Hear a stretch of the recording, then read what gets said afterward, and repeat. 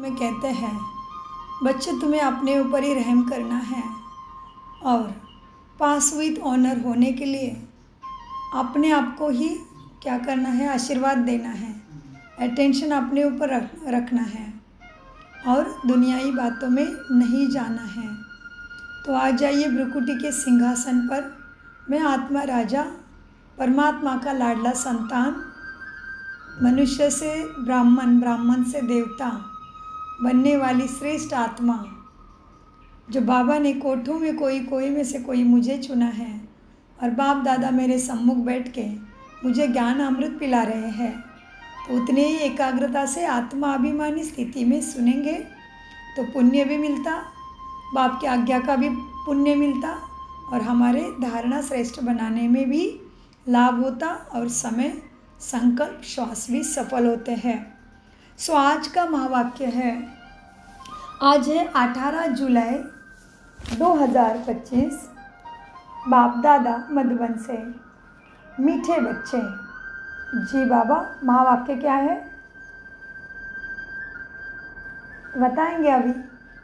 महावाक्य है, अपने ऊपर आप पे ही रहम करो, बाप जो श्रीमत देते हैं उस पर चलते रहो।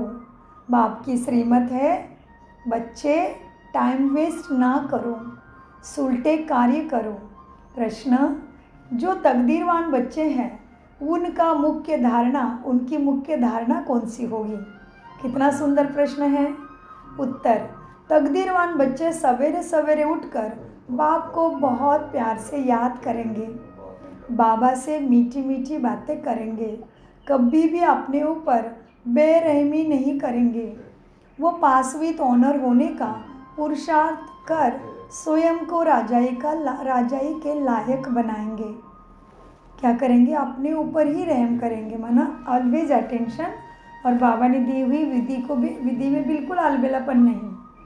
मुरली के टाइम में मुरली, ज्ञान अमृत का अभ्यास, दिन भर आत्मा अभिमानी स्थिति का अटेंशन, बाबा की याद, श्रीमत की याद, अमृत वेला, ब्रह्मा भोजन खाना बाबा की याद में, ट्रैफिक कंट्रोल, नुमा शाम, सोने से पहले बाबा को चाट। तो इससे वो क्या हो जाएगा? अपने ऊपर ही रहम करेंगे और पास विद ऑनर होने का पुरुषार्थ कर स्वयं को राजाई के लायक बनाएंगे। कौन से बच्चे ऐसे हैं? तकदीरवान। ओम शांति। बच्चे बाप के सामने बैठते हैं तो जानते हैं कि हमारा बेहद का बाप है और हमको बेहद का सुख देने के लिए श्रीमत दे रहे हैं।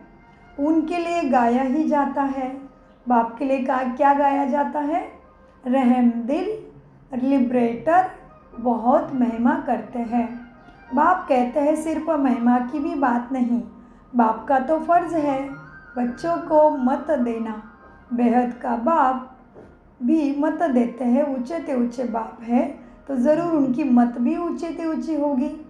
मत लेने वाली आत्मा है, अच्छा व बुरा काम आत्मा ही करती है।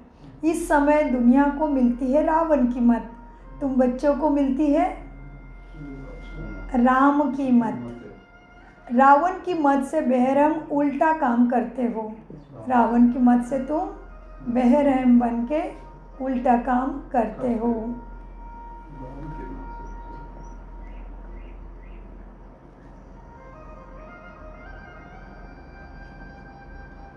रावण की मत से बेरहमी हो, उल्टा काम करते हुए बाप मत देते हैं बच्चे, सुलटा कर्म और सुलटे कार्य करो, उल्टा करके अपना घाटा नहीं डालो।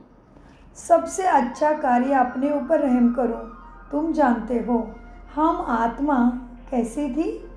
सत्व प्रधान थी, बहुत सुखी थी। फिर रावण की मत मिलने से तुम तम प्रधान बन गए हो। अब फिर बाप मत देते हैं, एक तो बाप की याद में रहो और अपने ऊपर रहम करो। यह मत बाप देते हैं, बाप रहम नहीं करते हैं। अपने आप ही पुरुषार्थ करके स्वयं के ऊपर रहम तुम्हें करना है।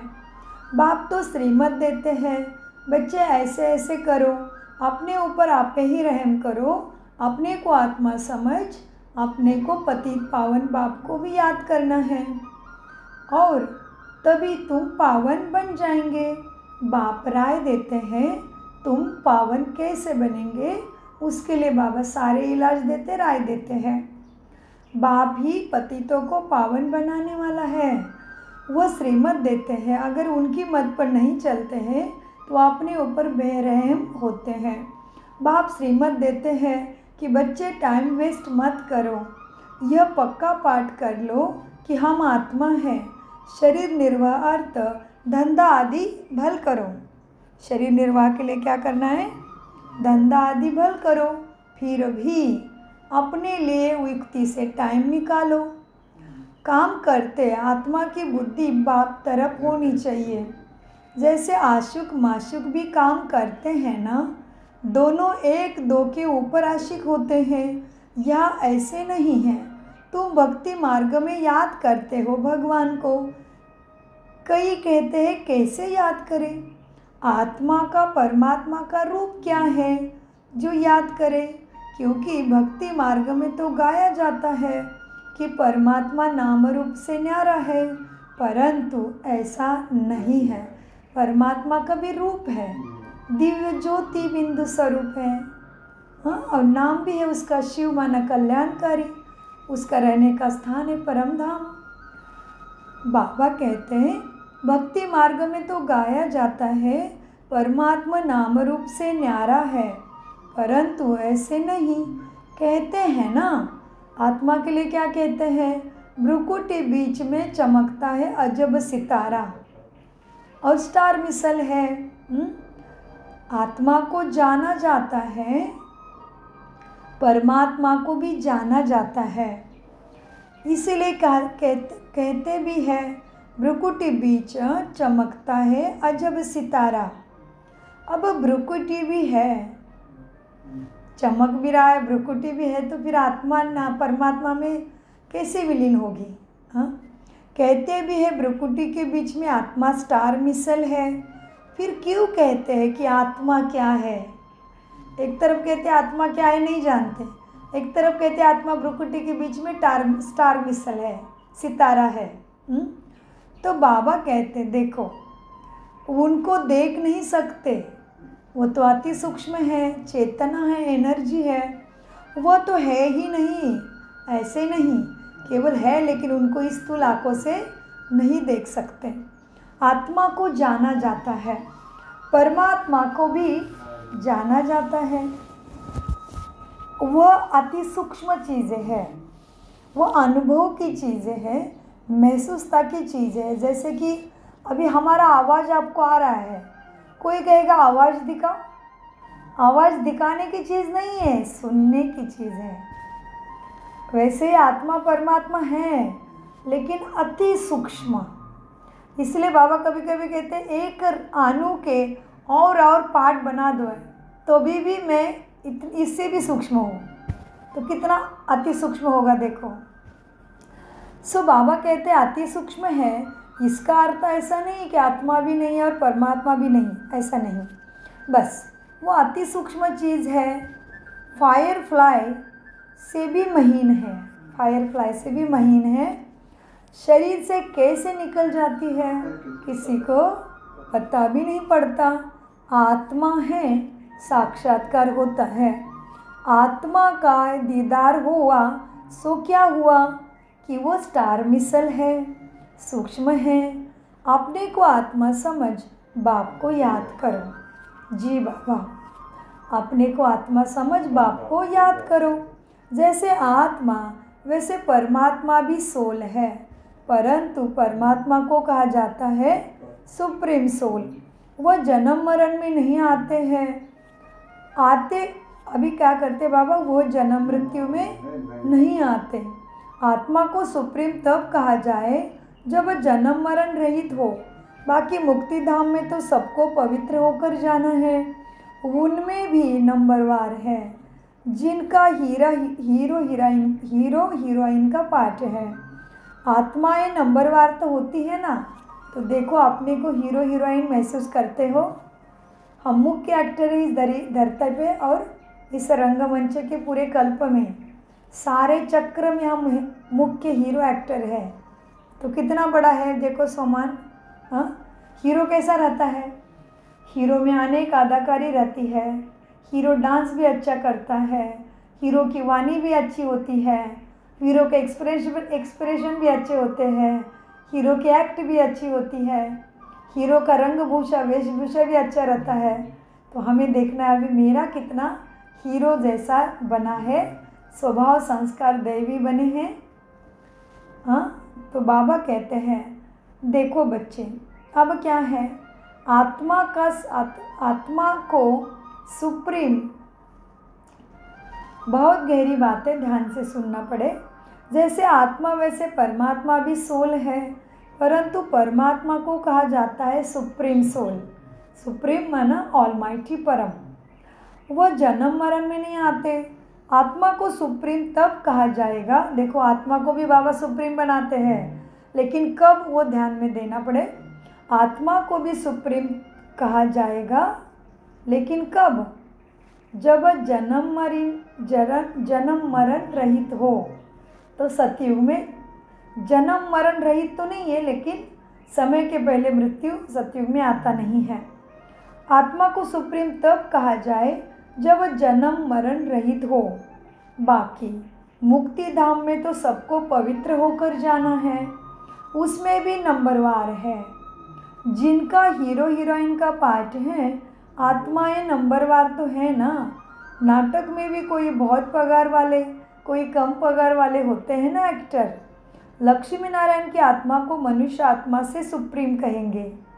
लक्ष्मी नारायण की आत्मा कौन हो गई? मनुष्य आत्माओं के बीच में सुप्रीम है, और सभी के बीच में परमात्मा सुप्रीम है। और मनुष्य आत्माओं के बीच में कौन सुप्रीम है? लक्ष्मी नारायण की आत्मा सुप्रीम है। मनुष्य आत्माओं के बीच में लक्ष्मी नारायण की आत्मा सुप्रीम कहेंगे। भला पवित्र तो सभी बनते हैं, फिर भी नंबरवार पार्ट है। कोई महाराजा, कोई दासी, कोई प्रजा भी बनते हैं।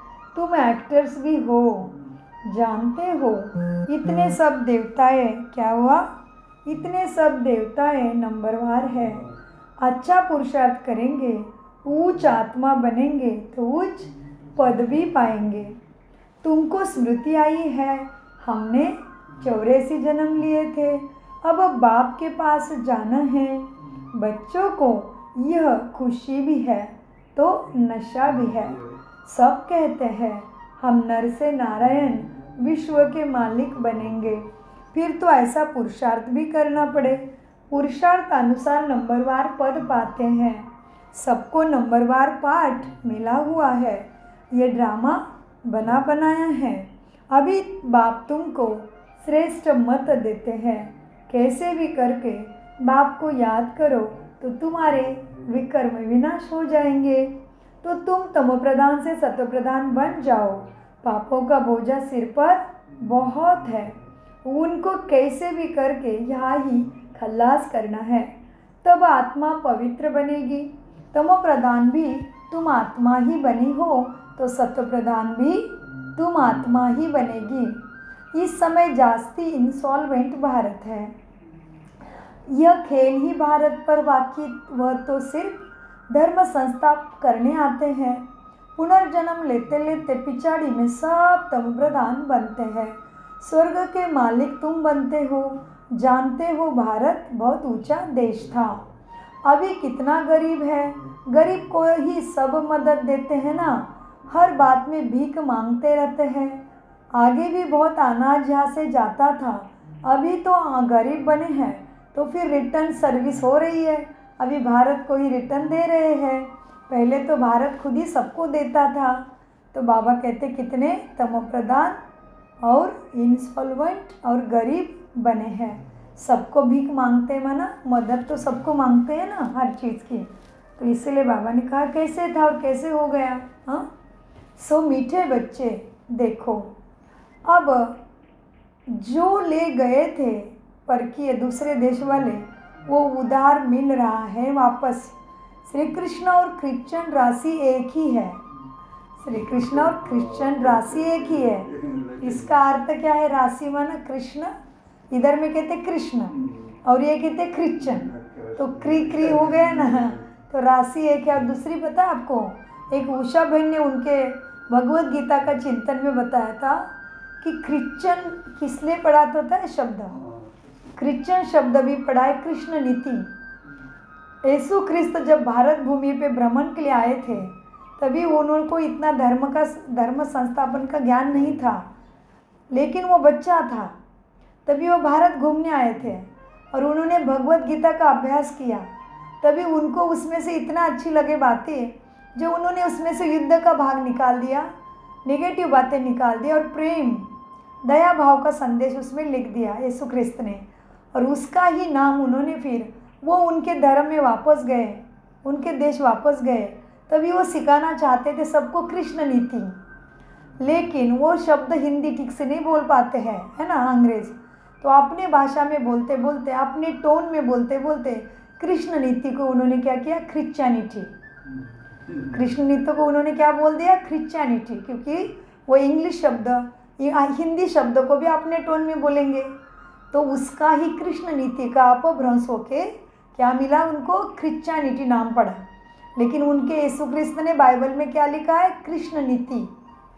इसलिए बाइबल में भी श्री भगवान का, परमात्मा का अच्छा श्रेष्ठ गायन आता है। क्या, God is light, God is truth, God is almighty, God is liberator and I am a child of God. ये क्या है, बाइबल के शब्द है। किसने लिखे हैं, क्रिश्चियन धर्म के संस्थापक यीशु ख्रिस्त जी ने।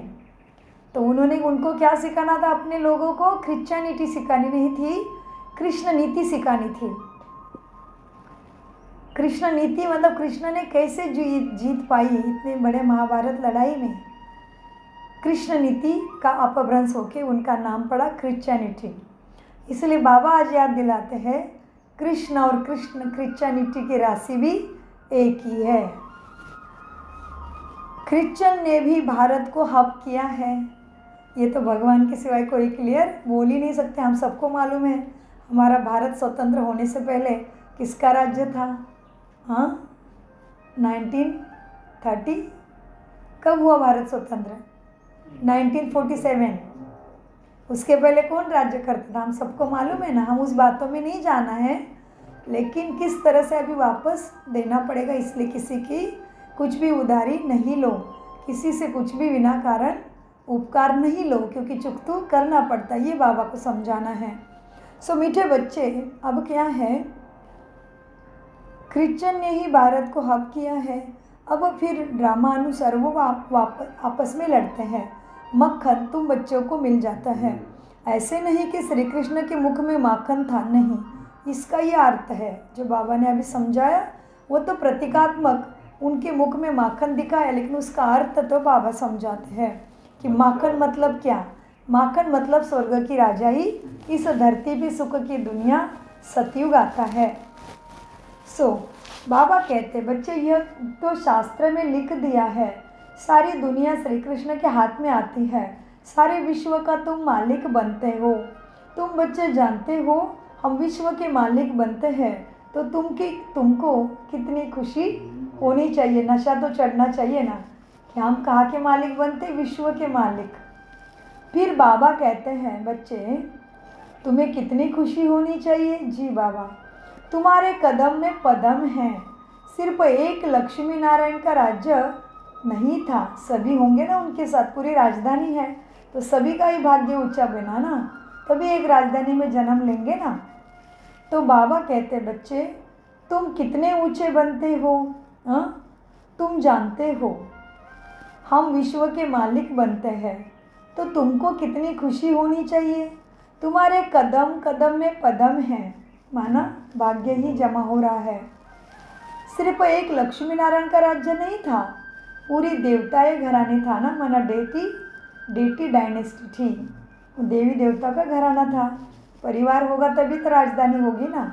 हाँ सिर्फ एक लक्ष्मी नारायण का राज्य नहीं था, डायनेस्टी थी, देवी देवता धर्म की डायनेस्टी।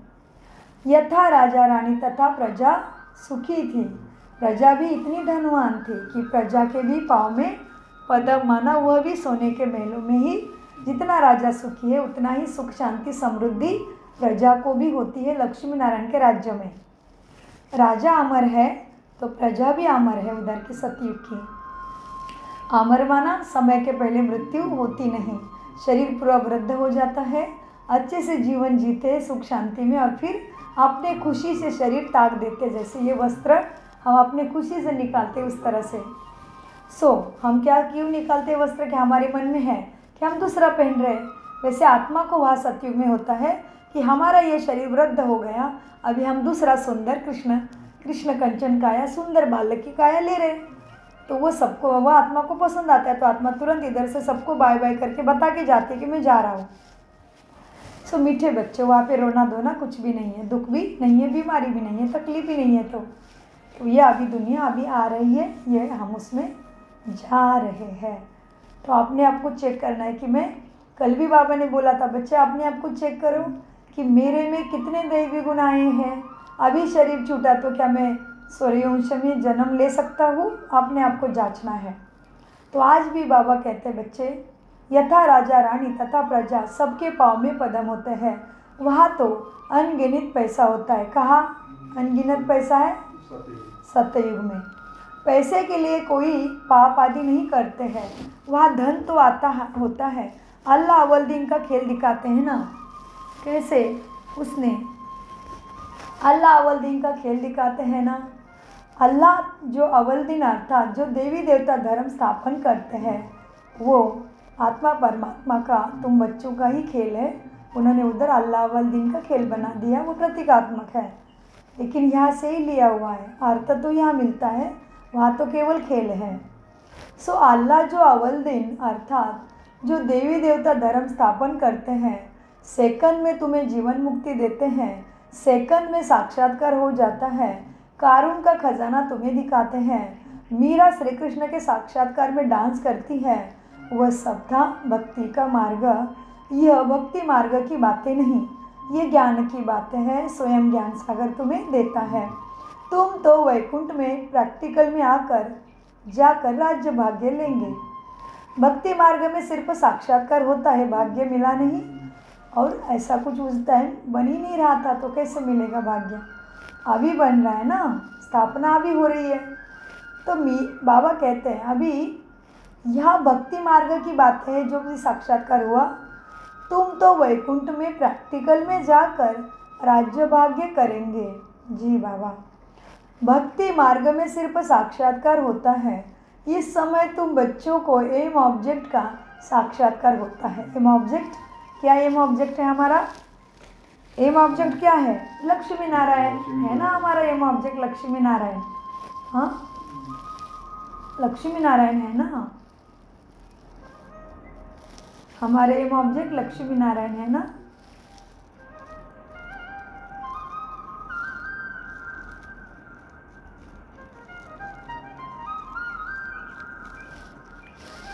दिख रहा है एम ऑब्जेक्ट सामने खड़ा है। तो बाबा कहते तुम्हारा लक्ष्य पढ़ाई का है। इस समय तुम बच्चों को एम ऑब्जेक्ट का साक्षात्कार होता है। जानते हो हम यह जाके बनेंगे। बच्चों को भूल जाता है, इसलिए बैच भी दिया है। बाबा ने बैच दिया है, तो हमारा बैच जो होता है लक्ष्मी नारायण का, वो हमें याद दिलाता है कि हम यह बनने वाले हैं। और कितने टाइम पे ऐसे भी होता है कि बैच देख के पूछते हैं ये क्या है, तो सेवा हो जाती है और उनको फिर क्या होता है, इच्छा हो जाती है कि हम भी ऐसे जाने। हम भी एक बार क्या हुआ था, हम हॉस्पिटल में गए थे और हम ये बैच लगा के गए थे साइलेंस का।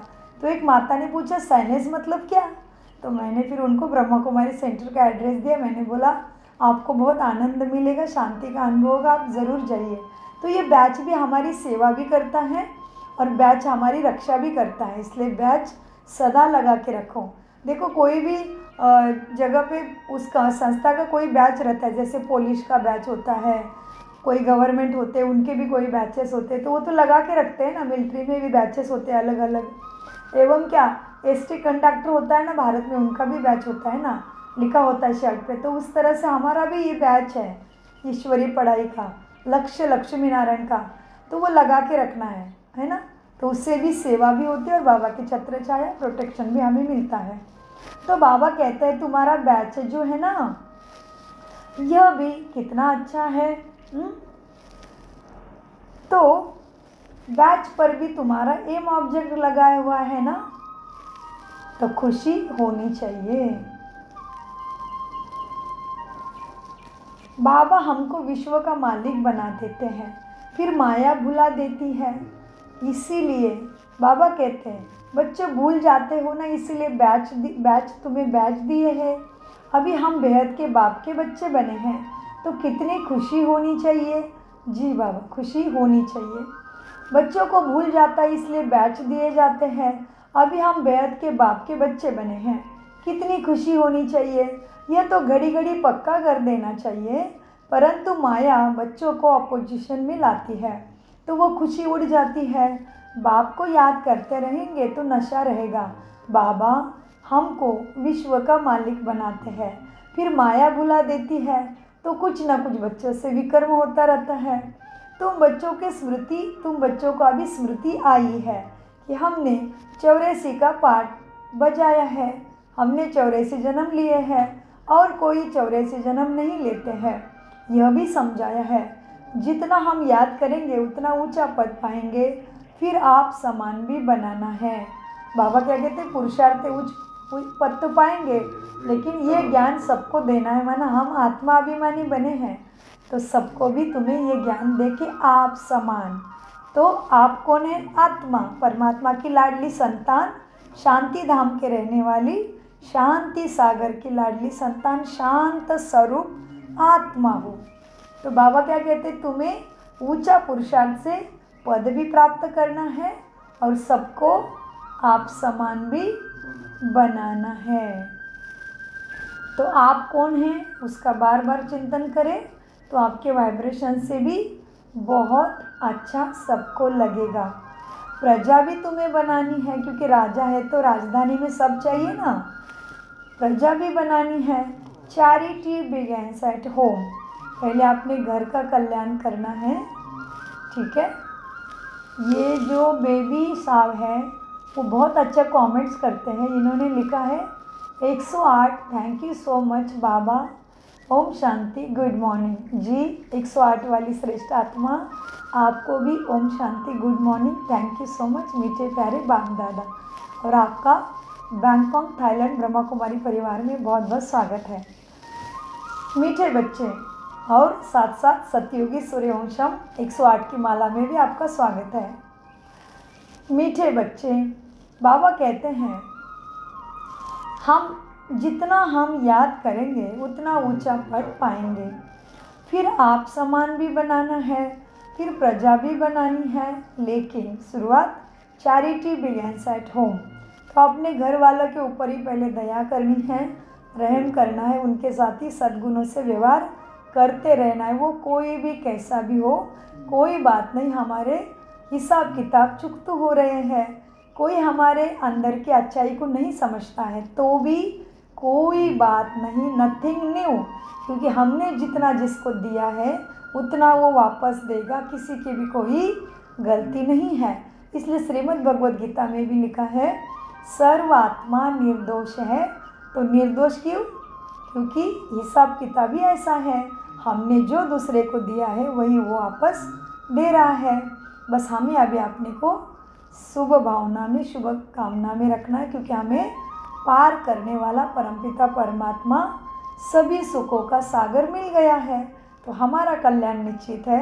इसलिए सबके ऊपर दया दृष्टि रखनी है और सबको बाबा के ज्ञान में लाने के लिए मनसा के द्वारा भोजन बनाते टाइम दृष्टि से और ऊंचे श्रेष्ठ संकल्प से घर में भी वाइब्रेशन फैलाते ही रहना है।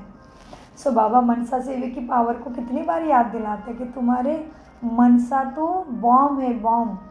जैसे वो लोग एक जगह पे एटम बॉम्ब डालते हैं तो पूरा शहर ही नष्ट होता है, तो बाबा कहते तुम जहाँ भी हो लेकिन उस आत्मा को सामने लाके उसके ऊपर शांति स्वधर्म में स्थित होके बस लाइट भेजते जाओ शांति की।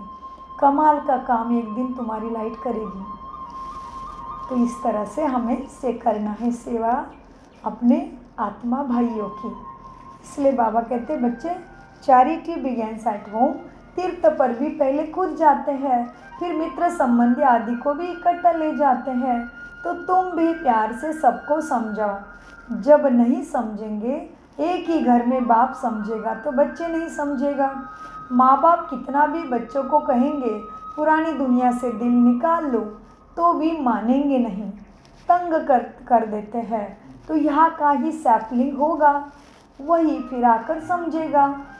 इस धर्म की स्थापना देखो कैसे होती है, और धर्म वालों की सैपलिंग नहीं लगती, वो तो ऊपर से डायरेक्ट आते हैं। उनको फॉलोअर्स भी, धर्म पिता आ गए तो उनके फॉलोअर्स भी डायरेक्ट आते हैं।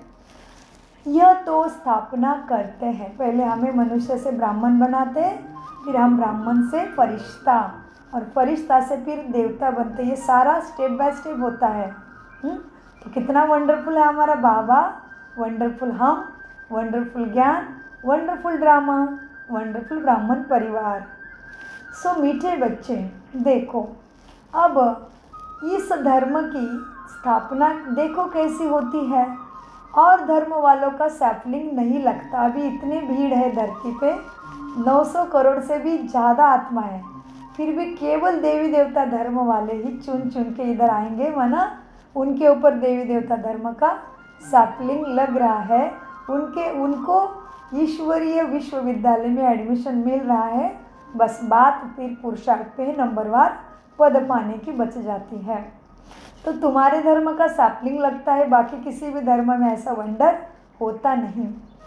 तो बाबा कहते हैं वह तो ऊपर से सब आते हैं उनके धर्म स्थापन होने से, लेकिन यह तो स्थापना करते हैं और फिर सबको पावन बनाकर साथ ले जाते हैं। बाबा क्या करते, स्थापना करते नई दुनिया की देवी देवता धर्म की, और फिर सभी आत्माओं को पावन बनाकर परमधाम साथ ले जाते हैं। अब बच्चे क्या हैं, बाप तुम्हारा सद्गुरु बनकर आया है, इसलिए उनको लिबरेटर भी कहा जाता है। सच्चा गुरु एक ही है, सच्चा गुरु एक ही है। गुरु माना, गु माना अंधार कहो या ध्याभिमान कहो या मट्टी कहो, और रू माना प्रकाश। तो हमें अज्ञान अंधेरे से प्रकाश की तरफ लेके जाता है, अपने अंदर की लाइट की स्मृति दिलाता है, हमें ऐसा अमर बनाता है। तो सच्चा गुरु तो एक ही बाबा है। मनुष्य कभी किसी की सद्गति नहीं करते, सद्गति दाता एक, उनको ही सद्गुरु कहा जाता है। भारत को सचखंड भी वह बनाते हैं। रावण झूठ बना देता, बाप के लिए भी झूठ, देवता के लिए भी झूठ ही कह देते हैं। तब बाप कहता है बच्चे, hear no evil, talk no evil, see no evil, क्योंकि बाबा कहते हैं भक्ति में जो गायन किया ना भगवान का भी और देवी देवता को, वो भी बहुत गलत है कई कई जगह पे। जैसे देखो श्री कृष्ण का ही एग्जाम्पल ले लो। श्री कृष्ण सतयुग का नंबर 1 प्रिंस, सोने के महल उसका राजधानी इतनी सुंदर कि सबके पास सोने के महल, इतना उच्च, उसका मान इस धरती पे भगवान समान है। नंबर 1 पे परमपिता, तो नंबर 2 पे कौन है, श्री कृष्ण है। और इतनी ऊंची हस्ती, इतना ऊंचा राजकुमार किसी की मटकी फोड़ने जाएगा क्या? वो इतना गरीब होगा कि उसको चोरी करना पड़ेगा? वो संपूर्ण पवित्र आत्मा, वो सर्वगुण संपन्न आत्मा, अहिंसा परमो धर्म माना, आंखों से भी बुरा ना देखना, आंखों से भी देहाभिमान में नहीं आने वाली आत्मा, क्या इस गोपियों को चुराएगी के घर से? गोपियों के वस्त्र चुराएंगे? सोचो, कृष्ण के लिए ऐसे लिखते हैं, ऐसे बोलते हैं, तो ये क्या है? ये ज्ञान की बातें हैं। हमें अपने देहाभिमान से निकाल देना माना वस्त्र, गोपियों के वस्त्र चुराना माना सत्यता में उनको स्थित करना, मटकी फोड़ना माना देहाभिमान खत्म करने के लिए भगवान वाच बोलना, परमात्मा का रथ बन के खुद पहले वो करके दिखाना। मटकी माना शरीर मट्टी का बना है, तो मटकी भी मट्टी की बनी है। तो इसमें से अर्थ लेना था, मोरल लेना था, शिक्षा लेना था, कथाओं से अंधश्रद्धा में नहीं फंसना था। तो बाबा कहते मेरी भी और देवताओं की भी कितनी ग्लानि कर दी भक्ति में, तो अभी ऐसे गलत बातें क्यों सुननी है? इसलिए hear no evil, talk no evil. क्या कहा भगवान को? कुत्ता बिल्ली में भगवान है, मनुष्य में भगवान है, आत्मा परमात्मा में विलीन हो जाती है। मेरा मनुष्य ऋषि मुनि भी भगवान है। अभी कोई भी महाराज है, रिद्धि सिद्धि वाला गुरु है, तो उसको भी बोला भगवान है। तो हम अपने बाप को कभी कुत्ता बिल्ली बोलेंगे क्या? हमें अच्छा लग रहा है कान को सुनने के लिए, हम बोलेंगे मेरा पिता कुत्ता है? नहीं, कितना बुरा लगता है सुनने के लिए भी, सोचने के लिए भी। और ये बाबा तो कितनी ऊंची हस्ती, तो परमपिता परमात्मा के लिए हमने ऐसे बोला, तो ये क्या हो गई? बाबा की निंदा हो गई ना। तो कैसे हमें सुख मिलेगा सोचो। ये तो हो गई एक बात भक्ति की। लेकिन दुनिया में भी बहुत बातें चलती है, हमें लगता है इसकी देखो क्या चल रहा है, उसका देखो क्या चल रहा है, इसको कॉल करो, उसके घर में क्या चल रहा है। ये भी क्या है? टाइम वेस्ट है। इसमें आपकी सदगति होगी? इससे आपका विकर्मों का विनाश होगा? नहीं। इसलिए बाबा अनेक बार कहते, मीठे बच्चे खुद को आत्मा समझ के मुझे याद करो, अपने ऊपर रहम करो, अपना राजधानी में पद ऊंचा ले लो। तुम राजयोगी हो, तुम प्रजा योगी नहीं हो, तो तुम क्यों ना श्रेष्ठ पढ़ाई पढ़ के राजा बनो। हाँ, और फिर आप hear no evil, see no evil, talk no evil, अभी तो सोचना भी no evil, think also no evil. So बच्चे अब देखो, बाप कहते हैं हियर नो इविल, इनको कहा जाता है वेश्यालय। सतयुग है शिवालय।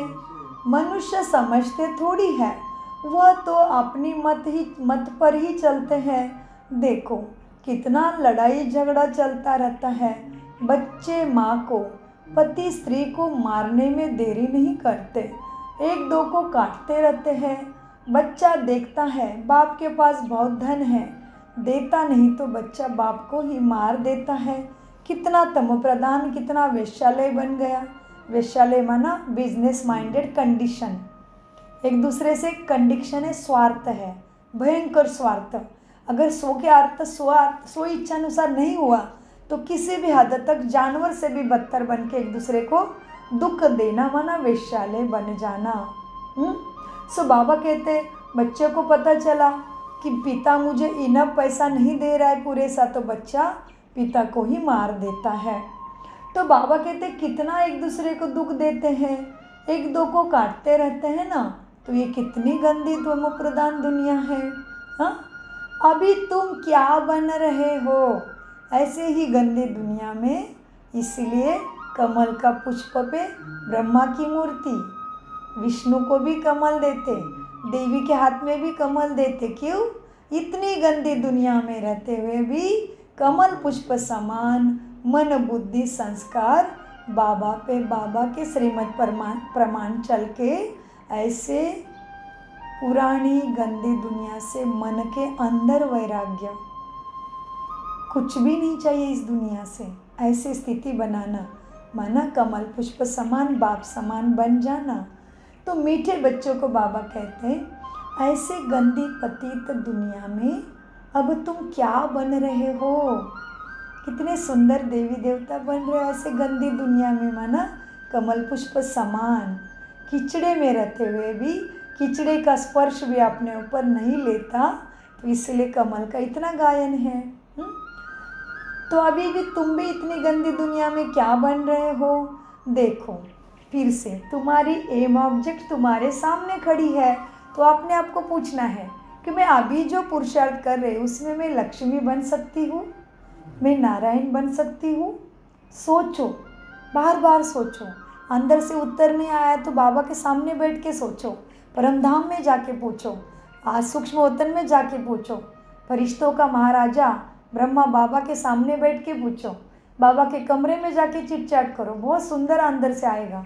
और बाबा फिर मार्गदर्शन भी करेंगे। हमने एक्सपीरियंस किया है, अभी भी रोज़ करते रहते हैं, पूछते रहते हैं, तो बहुत ही ऐसे लगता है बाप रे, और कितना हर सेकंड हर श्वास में पुरुषार्थ तीव्र तीव्र तीव्र करते जाना पड़ेगा। तो इसलिए बाबा को कहते बाबा मेरे तो हर श्वास में ही बैठ जाना, मैं एक श्वास भी आपको नहीं भूलूँ। क्योंकि बाबा ने कल बोला बच्चे लास्ट में आए हो तो भी मार्जिन है, लेकिन बहुत गहरा कड़ा पुरुषार्थ मेहनत याद की करनी पड़े। फिर बाबा ने कल बोला याद में ही कमी है, इसलिए माया विकर्म कराती है। हाँ, तो अपनी जांच करने से जल्दी जल्दी ठीक कर पाएंगे ना। तो मीठे बाबा ने कहा बच्चे देखो तुम्हारी एम ऑब्जेक्ट खड़ी है, तुम तो सिर्फ कहते हैं पतित पावन आकर हमको पावन बनाओ। ऐसे थोड़ी कहते हैं कि हमें विश्व का मालिक बनाओ। तुमने तो मांगा था एक और उसने दिया आधा। हमने तो बोला था हमें बस पतित बने, तो दुख बहुत हो रहा है, तो हमें पावन बनाओ। तो बाबा कहते तुमने मुझे बुलाया पावन बनने के लिए, मैं तो एक का 1000 गुना, अनगिनत गुना, अनकाउंटेबल देने वाला मैं तो हूँ ही अनंत। बाबा अनंत भुजा किरणों वाला है ना, उसके किरणों को कोई काउंट कर सकता है क्या? नहीं, अनंत है, तो उसका देना भी ऐसे ही अनंत हो गया। हमने तो पावन बनने के लिए बुलाया था, हमने कभी सोचा था कि वो हमें विश्व का मालिक बना रहा है? तो बाबा कहते तुमने मुझे बुलाया पावन बनाने के लिए, मैंने तो तुम्हें विश्व का मालिक बनाया, मैं खुद विश्व का मालिक नहीं बनता। तो तुम डबल सिरताज बनते हो, एक तो राजाई का ताज और दूसरा सुख शांति पवित्रता का ताज पाते हो। और बाबा कहते मैं तो ब्रह्मांड का मालिक हो, तुम्हें तो दोनों लोगों का मालिक बनाता हूँ। तुम ब्रह्मांड के भी मालिक बनते तो विश्व के भी मालिक बनते। अभी ब्रह्मांड के मालिक मतलब क्या?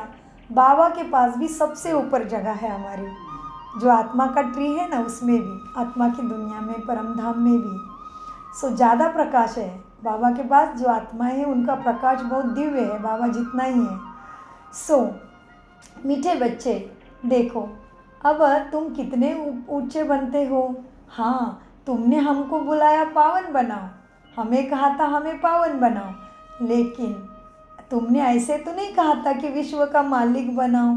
गॉड फादर तो हेवन स्थापन करते हैं ना, तो हेवन में क्यों नहीं? तो हम हेवन में क्यों नहीं आए? फिर हम ढीला ढीला पुरुषार्थ क्यों करें? फिर रावण तुमको नरकवासी बनाते हैं, कल्प की आयु लाखों वर्ष कह देने से सब बातें तुम भूल गए हो। बाप कहते हैं बच्चे तुम हेवन के मालिक थे, अब फिर चक्र लगाए तुम हेल में, नर्क के मालिक बने हो। अभी फिर बाप तुमको हेवन का मालिक बनाते हैं, कहते हैं मीठे बच्चे, मीठे आत्माएं, बच्चों बाप को याद करो तो तुम तमो प्रधान से सत्व प्रधान जल्दी बन जाएंगे। तमो प्रधान बनने में भी तुम्हें आधा कल्प लगा, बल्कि सारा ही कल्प कहे, क्योंकि कला तो कम होती ही जाती है। कितनी बड़ी बात कही है ना बाबा ने। बाबा कहते तुम पतित बने, तमो प्रधान बने, वो अचानक नहीं बने, बहुत टाइम लगा। समझ लो सतयुग से ही शुरू हो गया, क्योंकि सतयुग में तो धीरे धीरे आयु, हमारा सुख तो बहुत है, 2500 साल का अखंड सुख तो है, लेकिन हम तो कला तो धीरे धीरे उतरती आए ना, चढ़े तो नहीं कभी भी। तो बाबा कहते हाँ, द्वापर युग से तो जल्दी जल्दी कलाएं उतरी, लेकिन वैसे तो पूरे कल्प में ही उतरना ही चालू होता है। केवल अभी का ही पुरुषोत्तम कल्याणकारी अनमोल, हम ब्राह्मणों के लिए अनमोल समय है। इस समय का किसी कल्प के साथ मोल नहीं कर सकते। तो इसीलिए बाबा कहते बच्चे क्या है, अब तुम तमोप्रधान बनने में आधा कल्प लगता है, लेकिन चढ़ने में बस बाबा का ज्ञान मिला, पुरुषार्थ किया, ऊपर उठ जाते। तो कितने कम टाइम में कितनी बड़ी प्राप्ति है, क्योंकि वो कैसा दाता है, सागर है, एक का अनंत गुना, पदम गुना, अरब खरब गुना देने वाला है, इसलिए इतना पावरफुल है ये समय। और हम भी कितने भाग्यशाली है, देखो इतना बड़ा पिता मिला है कि हम एक गुना करते हैं, वो उसका 1000 गुना, पदम पदम गुना रिटर्न देता है। इसलिए भक्ति में क्या कहानी बनी, सुदामा का पोहा, कृष्ण को लेके गया था वो, ऐसे वैसे कुछ तो थोड़े से चावल के दाने और उसके महल बने सोने के, वो हमारी कहानी है। हमारा मन भी तमो प्रधान, तन भी बीमारी से तमो प्रधान अपवित्र, और धन भी ऐसा ही तमो प्रधान दुनिया का ही है। फिर भी हम देते कौड़ी और लेते बाबा से हीरे। इसलिए बाबा क्या कहते हैं बच्चे, क्या तुम्हें तमो प्रधान बनने में आधा कल्प लगा, बल्कि सारा ही कल्प कह सकते हैं, क्योंकि कला तो कम हो जाती है। इस समय कोई कला नहीं रही है, तुम कलाहीन कलयुग में तमो प्रधान बन गए। इसलिए कलाहीन होने के कारण खुद को भक्ति में क्या कहा, मुझे निर्गुण हारे में कोई गुण नहीं, आपे ही प्रभु तरस करो ही तरस, आपे ही तरस खाओ मेरे ऊपर, ऐसे बोला ना हमने। तो बाबा याद दिलाते हैं, इस समय तुम आत्मा में कोई कला नहीं रही, इसीलिए कहते हैं मैं निर्गुण हारे में कोई गुण नहीं। इसका अर्थ तो कितना क्लियर है। यहाँ फिर निर्गुण बालक की संस्था भी है। बालक में कोई गुण नहीं है, कोई विकार नहीं रहते, तो बालक सबको अच्छा लगता है।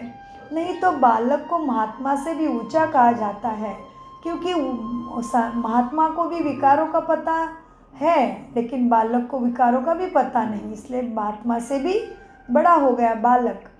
महात्माओं को तो विकारों का पता रहता है, तो अक्षर भी कितने रॉन्ग बोलते हैं। माया बिल्कुल अनराइटिश तुम्हें बना देती है। गीता पढ़ते भी है, कहते हैं भगवान वाचो, काम महाशत्रु है, यह आदि मध्य अंत दुख देने वाला है, फिर भी पवित्र बनने में कितने विघ्न डालते हैं। बच्चा शादी नहीं करता तो कितना बिगड़ते हैं। बाप कहते हैं तुम बच्चों को श्रीमत पर चलना है, जो फूल बनने का नहीं होगा, कितना भी समझाओ कभी नहीं मानेगा, क्योंकि वो देवी देवता धर्म का है ही नहीं, तो वो कैसे मानेगा। कहा बच्चे कहते हैं हम शादी नहीं करेंगे, तो माता पिता फिर बच्चों पे अत्याचार करते हैं। बाप कहते हैं जब ज्ञान यज्ञ रचता हूँ तो अनेक प्रकार के विघ्न यज्ञ में डलते हैं। 3 पैर पृथ्वी के भी तुम्हें कोई नहीं देता है शुरू में, तुम सिर्फ बाप की मत पर याद कर पवित्र बनते हो, इसमें कोई तकलीफ की बात नहीं है। सिर्फ अपने को आत्मा समझ बाप को याद करो। जैसे तुम आत्माएं इस शरीर में अवतरित हो, वैसे परमात्मा भी बाप भी अवतरित है। फिर बाबा के लिए भक्ति में शास्त्रों में कच्छ अवतार मत्स्य अवतार कैसे हो सकते, ये क्या क्या दिखा दिया कि बाबा वराह में डुक्कर में कच्छ मच्छ में भगवान आएगा, नहीं। फिर बाबा के लिए भक्ति में कच्चा अवतार मत्स्य अवतार कैसे हो सकता है। कितनी गाली दे दी भगवान को ऐसे बोल के। कहते हैं कंकड़ में भगवान, पत्थर में कीचड़ में भी भगवान है। बाप कहते हैं मीठे बच्चे मेरे और देवताओं की निंदा ग्लानि करते हैं, मुझे आना पड़ता है, आकर तुम बच्चों को फिर से वर्षा देता हूँ सत्ययुग का। मैं वर्षा नहीं लेता, तुम्हें देता हूँ। रावण तुम्हें शाप देता है, बाप तुम्हें वर्षा देता है। यह खेल है। जो श्रीमत पर नहीं चलते हैं तो समझा जाता है इनकी तकदीर इतनी ऊंची नहीं है। इसलिए देखो कितनी कमाल की बात है, रावण मरता नहीं था, उसका एक सिर मारते थे दूसरा सिर जुड़ता था, एक सिर मारते थे दूसरा सिर जुड़ता था। फिर कहते कि रावण को मारने वाला कोई इस धरती पे पैदा ही नहीं हुआ। फिर आखिर में उनको जो शाप मिला था, विभीषण ने बोला उनकी नाभि में बाण मारो, राम को बताया, तभी वो मरेगा, क्योंकि उसको ये वरदान मिला हुआ है कि वो मरेगा नहीं। तो अभी ये तो ऐसे हुआ नहीं है कभी, ये तो प्रतीकात्मक है। इस कहानी से कथा से हमें शिक्षा लेनी थी। क्या शिक्षा लेनी थी कि नाभि क्या प्रतीक है। नाभि माँ के गर्भ में माँ से साथ जुड़ी हुई रहती है। माँ के गर्भ में बच्चों को खाना नाभि से जाता है, तो ये नाभि हमारा प्रतीक है देवी देवते धर्म का। तो नाभि में बाण मारना माने हमें आत्माभिमानी स्थिति बना देना, कि अपने को जागरूक करना कि मैं देवी देवता कुल की आत्मा हूँ। मैं कैसे तमो प्रधान चीज़ें कर सकती हूँ, मैं देवी देवता हूँ। तो देवी देवताओं का व्यवहार, चाल बोल, दृष्टि, कृति, खान पान, मन बुद्धि संस्कार कैसे चाहिए, अपने आप चिंतन करो। सोचो कि मेरे मंदिर कितने ऊंचे बना दिए हैं, और मेरे मंदिर इतने ऊंचे हैं, वो भी रावण की पराई दुनिया में, तमो प्रधान दुनिया में मेरे मंदिर इतने ऊंचे ऊंचे। उसकी कितनी सुंदर शोभा, सोने का कलश उसके वो माथे पे लगाते मंदिर के। इतना बड़ा मेरा मंदिर है तो मेरा महल साक्षात कैसे होगा। सोचो मतलब मैं कितनी ऊंची हो गई। तो ऐसे चिंतन करेंगे तो बड़ा नशा चढ़ेगा, तो फिर हमें क्या होगा, हम आगे जल्दी जल्दी आगे बढ़ेंगे। तो माया भी फिर दूर से नमस्कार करके चली जाएगी। सो बाबा कहते हैं बच्चे क्या है, अब जिसके तकदीर में नहीं है वो नहीं कर पाएंगे। तो इस तरह से हमारी तकदीर हमारे आत्माभिमानी स्थिति में छुपी है सारी। तो बाबा तुम्हें वर्षा देता, रावण तुम्हें शाप देता, ये खेल है। जो श्रीमत पर नहीं चलते तो समझा जाता इनकी तकदीर ऊंची बनने की नहीं है। तकदीर वाले सवेरे सवेरे उठकर याद करेंगे, जी बाबा हम तो पास हो गए, हम अमृत वेला कभी मिस नहीं करते हैं। एवं मुझे ज्ञान पहले समझ में नहीं आता था, 4 महीने तक मुरली कुछ भी समझ में नहीं आती थी। जब अमृत वेला में उठने लगे तभी सारे कपाट बुद्धि के धीरे धीरे धीरे खुलते गए। सारी तमो प्रधानता जल्दी जल्दी खत्म होके भगवान साक्षात अच्छे लगने लगे। एवं रोज़ उससे बात होती है कि कभी कभी अब किसी को तो हंसी भी आ सकती है, लेकिन बाबा क्या बोला है, बच्चे मुझे साथी बना के तो देखो, अनुभव तो करो, हिम्मत तो करो भगवान को साथी बनाने का। तो कभी कभी क्या होता है पता है, कोई कोई चीज़ होती है ज़रूरी और हम लेते हैं और उसको कहीं रख देते हैं। अभी हमारा आप सबके घर इतने बड़े, इतना बड़ा सामान, कभी कभी ऐसा होता है कि वो चीज़ चाहिए अभी ज़रूरी है और वो मिल ही नहीं रही है, तो इतना परेशान हो जाते कि अभी कैसे करें, कौन से अलमारी में ढूंढे, ये अलमारी वो अलमारी, ये कमरा वो कमरा। तो बाबा को बोलते, बाबा आपको तो सब मालूम है, मेरे तो स्मृति में भी नहीं कि वो चीज़ मेरे हाथ में थी और वो तो बहुत ज़रूरी है, उसको लेके चलना है अभी ऑफिस में। तो फिर तुरंत इतना जादू हो जाएगा, हम उसी अलमारी में जाएंगे, उसी ड्रॉवर को खोलेंगे और उसके अंदर वो चीज़ मिलेगी। कौन इतना प्यार करेगा हम जैसे साधारण आत्माओं को, इतना प्यार वो हमें करता है, लेकिन हमें उसके श्रीमत पे चल के उसको अपना बनाना पड़ता है। अमृत वेला ही कभी मिस नहीं करना है, क्योंकि हमें तो सारी प्राप्ति अमृत वेले से हुई है, साक्षात्कार भी सब कुछ अमृत वेले में ही हुए हैं। और उस दिन भूकंप में जो हमें बाबा ने जिताया वो भी अमृत वेले से ही समझ आया था कि आज कुछ होने वाला है। अमृत वेला मिस करते तो पावर को मिस करते हैं, बाबा से मीटिंग मिस करते हैं। वो स्पेशल टाइम रखा है बाबा ने अमृत वेले का हम बच्चों के लिए। हाँ, तो अमृत वेला कभी मिस नहीं करना है। उसके लिए क्या करना पड़ेगा, सोने का टाइम सेट करना पड़ेगा और भोजन का टाइम भी और शुद्ध भोजन का ही हमेशा स्वीकार करना पड़ेगा। उसका भी मन पे बहुत प्रभाव पड़ता है ना। और लेट खाने से भी नींद ठीक से नहीं होती है, क्योंकि पेट के तरफ खून ज़्यादा दौड़ता है, तो नींद ठीक से नहीं होने से अमृत वेले में आलस्य आएगा या अलार्म बजेगा और आप कहोगे बाद में उठती हूँ, बाद में तो डायरेक्ट 5 बज जाएंगे। तो बाबा कहते 5 बजे तो भक्तों का टाइम शुरू हुआ, तो मैं तो उधर बिजी हो जाता हूँ भक्तों के लिए, घंटी बजती है, मंदिर के कपाट खुलते हैं ना 5 बजे। तो बाबा ने हमारे लिए स्पेशल टाइम रखा है 2 बजे से 4:45 तक। 2 बजे से अमृत वेला शुरू होती है, क्योंकि सारी धरती पे आत्माएं सो जाती है, तो तब से धरती के ऊपर सुंदर सत्व प्रधान वायुमंडल अपने आप फैल जाता है, स्वच्छ, विचारों का ट्रैफिक ही नहीं है, गंदे तमो प्रधान विचार ही नहीं है वायुमंडल में। तो बाबा से कनेक्शन जल्दी होता है। इसलिए ब्रह्मा माँ क्या करते थे, 2 बजे उठ के बाबा को याद करते थे। हाँ, कोई भी बीमार है बाबा का यज्ञ में, तो बाबा 2 बजे उठ के बाबा को याद करके उनको सकाश देने की सेवा भी बाबा 2 बजे उठ के ही करते थे। तो अमृत वेले का टाइम है 2 बजे से लेके 4:45 तक। उसके बाद भक्तों का टाइम शुरू होता है। हम क्या है, ज्ञानी तो बच्चे हैं, पढ़ रहे हैं ना सदगति का ज्ञान। हमारा भक्ति का पाठ पूरा हुआ, भक्ति का क्लास पूरा हुआ, तभी तो ज्ञान मिला ना। इसलिए शास्त्र में लिखा है, क्या लिखा है, भक्ति ज्ञान और वैराग्य। भक्ति का क्लास पूरा नहीं होता है तब तक भगवान नहीं मिल पाता। सो मीठे बच्चों को बाबा कहते, बच्चे देखो अब क्या करना है, सवेरे सवेरे उठ के बाप को प्यार से याद करना है। लेकिन तकदीर वाले सवेरे सवेरे उठ के याद करेंगे, बाबा से बात करेंगे, अपने को आत्मा समझ बाप को याद करो तो विकर्म विनाश होंगे, खुशी का पारा भी चढ़ेगा। जी बाबा, पास विथ ऑनर होते हैं वही जो, अंडरलाइन करो इस महावाक्य को, जो पास विथ ऑनर होते हैं वही राजाई के लायक बनते हैं। तो मम्मा बाबा सब पास विथ ऑनर वाले बच्चे हैं। सो जो पास विथ ऑनर होते हैं वही राजाई के लायक बन सकते हैं। सिर्फ एक लक्ष्मी नारायण नहीं राज्य करते, पूरी डायनेस्टी है। अब बाप कहते हैं, बच्चे तुम कितना स्वच्छ बुद्धि बनते हो।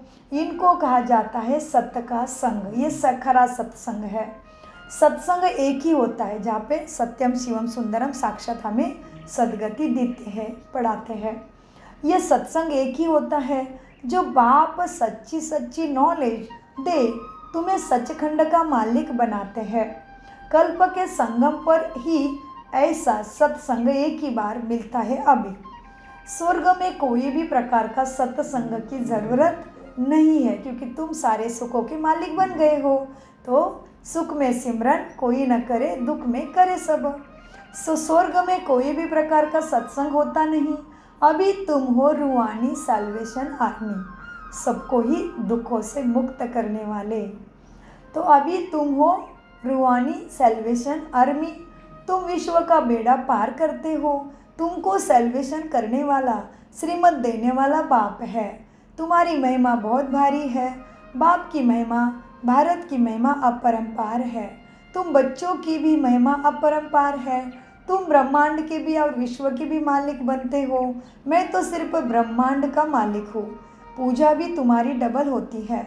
मैं तो देवता नहीं बनता हूँ जो डबल पूजा हो। तुम्हारे लिए भी नंबरवार समझते हैं और खुशी में आकर पुरुषार्थ करते हैं। पढ़ाई में फ़र्क कितना है।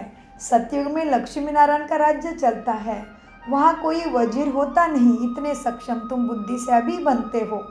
लक्ष्मी नारायण जिनको भगवान भगवती कहते हैं, वो फिर वजीर की राय लेंगे क्या? नहीं, वो खुद ही सक्षम है, क्योंकि वह 16 कला संपूर्ण सर्वगुण संपन्न है। तो उनको किसी के मार्गदर्शन की ज़रूरत, राजधानी चलाने के लिए किसी के मार्गदर्शन की, सलाहकार की मदद उनको नहीं चाहिए। तो सतयुग में लक्ष्मी नारायण को वजीर की आवश्यकता नहीं है।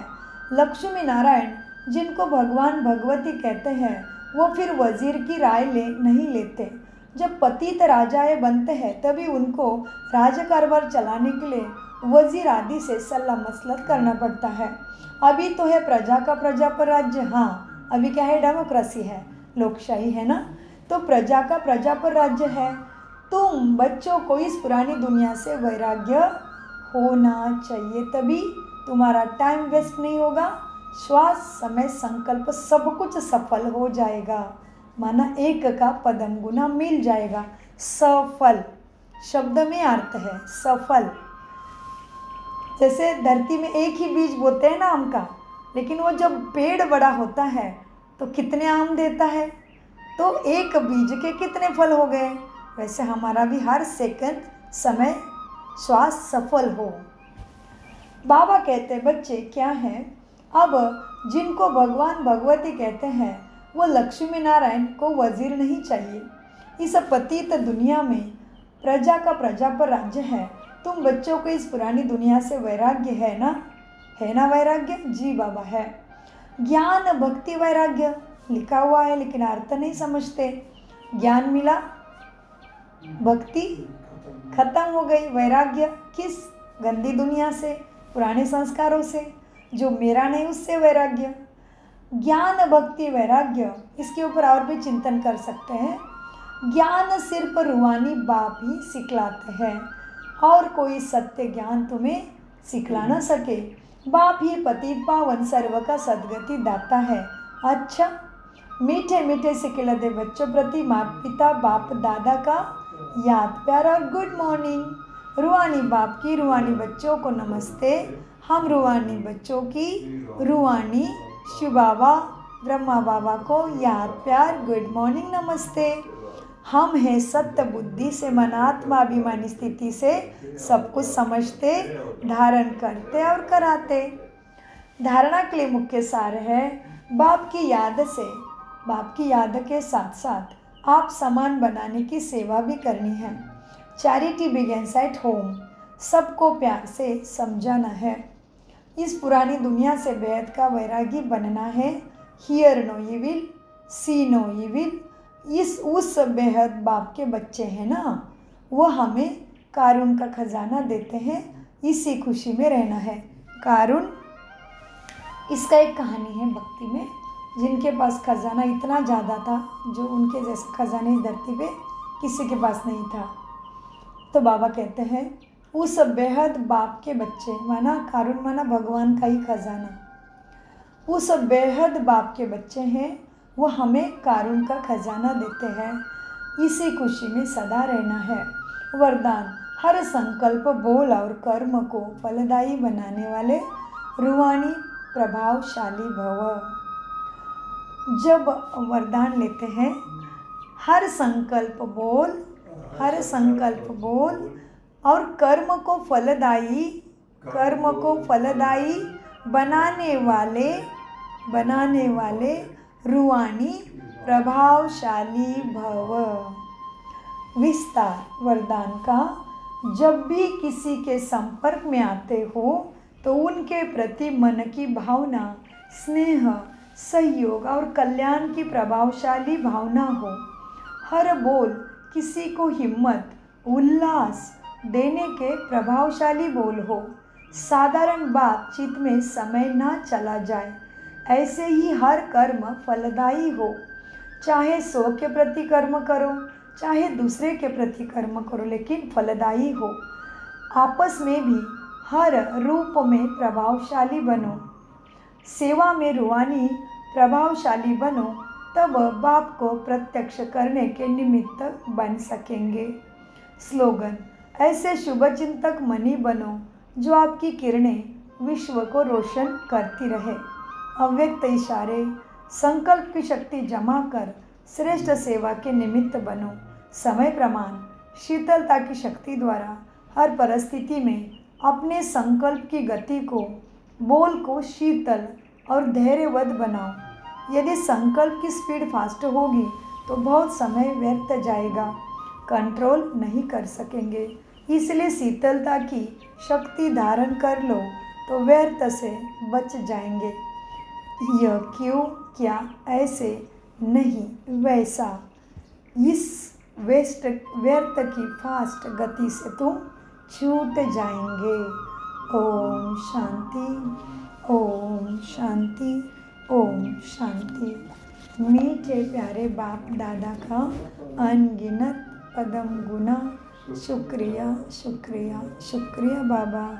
कम बोलो, मीठा बोलो, धीरे बोलो, सोच समझ कर बोलो और शिव बाबा सदा याद है, मेरा तो एक बाबा, दूसरा न कोई।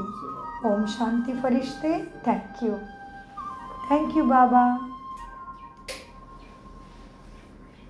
2 मिनट बाबा की याद।